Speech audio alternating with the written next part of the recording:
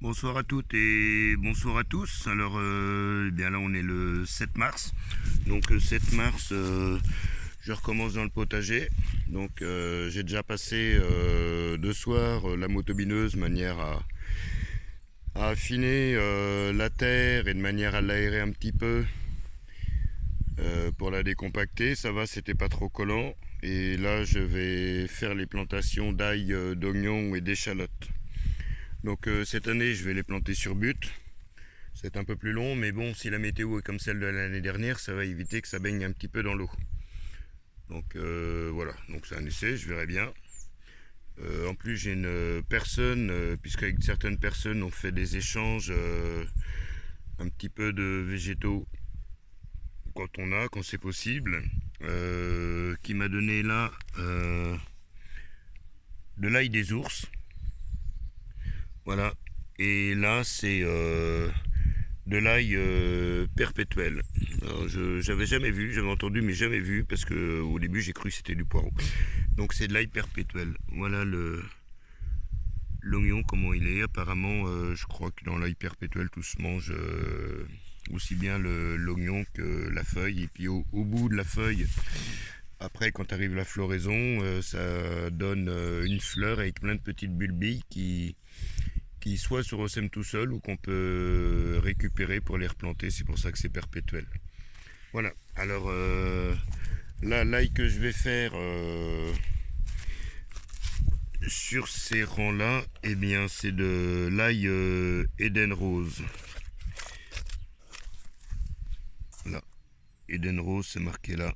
Voilà. C'est un ail apparemment, d'après ce que j'ai lu, qui a une excellente conservation, pas conversation. Parce que si on est deux à devenir trop bavard, on va plus s'entendre. Donc voilà. Donc sur but cette année, et puis oui, je vais les planter à 10-15 cm à peu près, approximativement. C'est-à-dire que là, j'ai déjà commencé, là comme ça, hop, 10-15 cm. Ça va me faire comme ça ici, voilà, mais bien sûr le planter dans le bon sens quoi.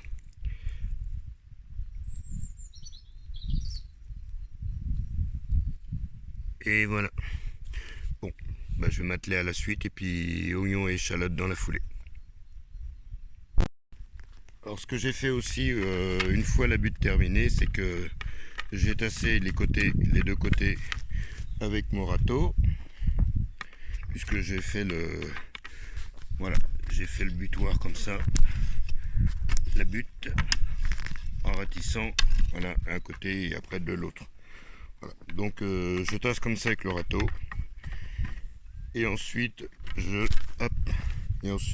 viens damer légèrement le dessus aussi avec le râteau, de manière à ce que quand je vais mettre le cailleux, qu'il soit sur une surface à peu près stable. Voilà. Là c'est un petit topin, donc dans les oignons c'est pas très grave. C'est plutôt dans les patates que c'est inquiétant parce que ça creuse des galeries dans les patates. Et puis sûrement dans d'autres légumes aussi. Voilà. Donc on le voit pas là, je peux pas le zoomer réellement beaucoup, mais ça a des bonnes mandibules. Donc dans ce cas-là, qu'est-ce que je fais? Je le prends et je le coupe en deux. Désolé, en lui disant pardon. Sinon ça donne un insecte ensuite, un insecte volant. Et ça reste pas en terre. Disons que ça c'est la larve. Bon et bien voilà, c'est fini au niveau de la plantation des ails, des oignons rouges, des oignons jaunes. Voilà ce que ça donne. Alors au niveau des buts, donc j'ai finalisé avec un arrosage. Donc j'ai bien préparé la terre en profondeur avec la motobineuse, donc deux soirs de suite, et puis ensuite au fur et à mesure au moment de faire les rangs. Pendant l'hiver j'avais pendu ma cendre de bois. Donc théoriquement, bon, sauf si j'ai pendu un petit peu trop de cendre, parce que moi j'ai des fois un peu la main lourde. Donc Normalement, ça devrait le faire. Donc là, c'est de l'Eden Rose. Donc il y en a 3 rangs. Il y a 4 rangs d'oignons rouges, Red Baron. Ensuite, il y a 4 rangs non, 3 rangs d'oignons Stuttgarter Riesen. Un rang d'échalotes longues Germor. Et puis j'ai planté mon ail roncambole ou perpétuel, alors tous les 50 cm de profondeur. Là, j'ai mis les deux oignons entre les chaque pour me rappeler qu'il y avait 2 oignons qui n'avaient pas encore de feuillage. Ensuite, j'ai mis mon restant d'oignons Stuttgarten Riesen. Très peu buté, mais bon, c'est pas grave. Et là, c'est mon ail des ours. Voilà. Donc, ouais, on voit peut-être un petit peu mieux la hauteur du butage. Donc voilà, bon, c'est il y a de quoi s'occuper. Bon, c'est que des rangs de 5 mètres de long, mais bon, c'est pas mal. Je verrai après, on verra après ce que ça donne, comment ça pousse. Et puis bah, s'il y a trop d'eau au niveau météorologique, j'espère que ça s'écoulera correctement et puis que ça fera pas pourrir tous les oignons et les cailloux. Voilà. Bon bah, je vous remercie de votre visite.